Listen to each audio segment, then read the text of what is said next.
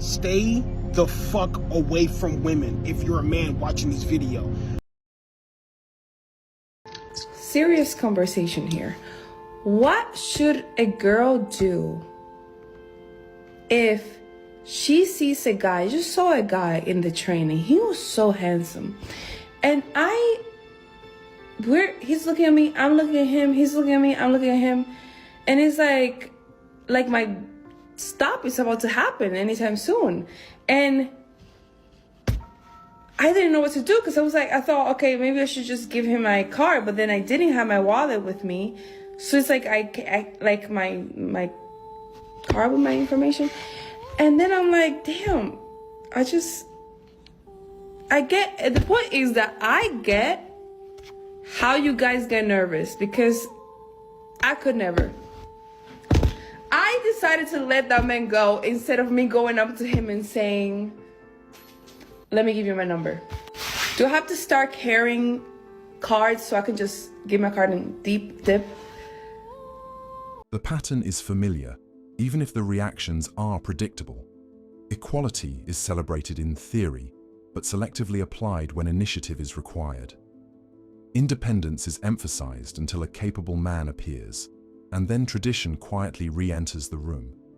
Men are still expected to approach, pursue, and absorb the risk, professionally and personally, while everyone else watches from a safe distance. It's not confusion, it's preference, and preferences are fine as long as they're acknowledged honestly. The moment expectations stay unspoken, accountability disappears and resentment fills the gap. No outrage needed, just clarity. All right, y'all. Here's a question. Why men don't approach women anymore? Glad you asked. Let's get into it, family. Happy Saturday, everybody. Number one, the fear of rejection. Women today, as we know, have some unrealistic standards. Some women. Unless he has a six-pack, six figure, and is 6 feet, you can't talk to him. Number two, it's not just about the fear of rejection. For some men, it's the fear of being labeled a creep or a predator because the man that's approaching you isn't your type. So because he's interested in you, he a creep? Come on now. Number three, online dating, which has made it so men don't have to get rejected in person. Number four, social media. Now you can just run up in somebody's DM. You don't have to have communication skills. I think all this technology and everything has made our communication skills terrible, y'all. Terrible. And last, we've seen how women will reject men in unnecessarily rude ways. It's okay to not be interested, to try to embarrass them. Y'all, we gotta stop. Reality is quieter than outrage. For men, modern dating, and especially workplace interaction, has become a calculated risk, not a social opportunity. People ask where the good men went, yet dismiss them the moment they don't meet a curated cinematic standard. Social media inflated expectations while eroding courage, turning everyday interaction into public judgment. Men didn't disappear. They adapted by pulling back. Women didn't lose attention. They raised the cost of offering it. You can't keep shaming normal men and be surprised when silence becomes the default response. Over time, restraint replaces enthusiasm, professionalism replaces personality, and distance becomes the safest form of peace. The frustrating thing about men is the fact that they refuse to acknowledge when they are being flirted with. We'll go, "You're so handsome," and they just go, they look so confused to the point where you're like, they obviously want nothing to do with me. That's okay. Won't do that again. And later you find out they liked you the whole time. So, what? When the penalty for misreading a situation is absolute, restraint becomes wisdom. One wrong guess is all it takes.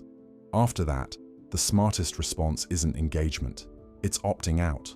No drama, no resentment, just adjustment. If I was a man, and I'm not a man, but if I was a man, I wouldn't hire a woman. I wouldn't do it. And I say it all the time, and I say that, and that is something that women need to consider when they're talking about this stuff. When you are saying that a man complimenting you and saying, I really like your outfit today, is a form of sexism. if you're a man, why hire women, right? So you fought all this time to be able to get into the workforce only to say these are going to be the rules. You know, if you say anything, even if you compliment me, if you look at me, anything, I'm going to have a reason to fight you. And by the way, you're going to want to settle and pay me because even just the stain of an accusation is enough to ruin men. So if you're a guy, right, in this society, in this Me Too environment, in this litigation rich environment of misogyny and sexism and all of these claims, what is the value add? What's the risk? You know, the benefit and the risk. I can't do the analysis and say, I'd just be like, no, I'm just not hiring anyone. Give me all the men. It wasn't said for shock value. It was said because it was observed. If roles were reversed, she admitted she wouldn't hire women, not out of spite, but out of risk assessment. Emotional volatility, HR escalation, and subjective discomfort claims often carry more weight than measurable output. Call it harsh if you want, but outcomes don't respond to feelings. When accountability feels like an attack, improvement is replaced by outrage. Organizations don't reward intent, they reward results, consistency, and stability. Men can talk to women in the workplace and give compliments and have friendships. There's nothing wrong with that. But you don't get to disrespect and harass them in the workplace. And most of them know the difference. But if you don't, the difference is saying hello to somebody and giving them a compliment, like, you know, that's a really pretty dress, versus coming up behind them and massaging their shoulders or saying, hey, baby, you want to go out tonight? So if you don't know the difference, now you do. The distinction has always been obvious. No one was confused. Men recognized the double standard early, adjusted accordingly, and moved on without complaint. The same words are judged differently depending on attraction, not intent. When interest is present, it's chemistry. When it's absent, it's suddenly a violation. So men chose professionalism, distance, and silence instead of risk. Not out of fear, but out of discernment. When the cost outweighs the benefit, disengagement becomes the most rational response. I hate when I think a man's good looking and then I look at him and then he doesn't approach me. Like, did you not see me just look right at you? Like, that was your sign. Like, that was me shooting my shot. Like, I looked right at you. Like, I looked away pretty quickly. Like, it was kind of one of these, ooh, you know? But, like, that was your sign. Subtlety isn't initiative, and ambiguity isn't effort. Attraction doesn't activate through hints and hopeful glances. It requires clarity and intent. Men don't decode signals. They respond to direction. Appearance may open a door, but it doesn't walk anyone through it. If nothing is said and nothing is done, nothing happens. That's not rejection. It's simply how reality works. I'm going to make this really, really simple for you, okay? So just listen up. Harassing women versus going up to them and having a conversation with them when they make it clear that they want to be talked to are two completely different things.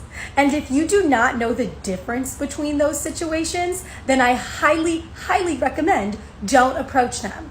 The narrative keeps recycling itself, as if men are constantly on edge waiting to cross a line. In reality, most men have already stepped back. When boundaries shift based on attraction, consistency disappears and risk increases.